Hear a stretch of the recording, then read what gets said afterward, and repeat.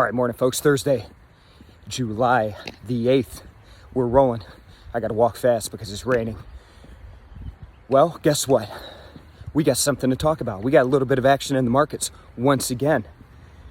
So giddy up. Let's go. Stock markets getting hit hard. Seeing a bit of a panic in Europe overnight. Stock market in Europe down 2%. U.S. markets, Dow Jones down over 500 right now. S&P's down 50, nearing a 2% move. Why? Seeing an uptick in COVID cases in Japan. Why is that important? Well, we have the Olympics coming up here soon.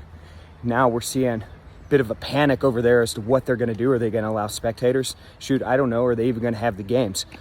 I think it's going to be an interesting couple days here to see what happens there. That's creating some panic in the market. Is COVID coming back? Are these variants worse than we thought? Market selling off. Dollar trading higher, approaching again right at 3-month highs. We're seeing that British pound this morning break below 1.37. This on the back of the Fed minutes that came out yesterday, where the Fed said, yes, they see the economy improving. Yes, they could taper as soon as this year. That gives FX, particularly the dollar, a bit of a bump. Oil, man, oil's been crazy past couple days. Was trading as high as $77 just a couple days ago.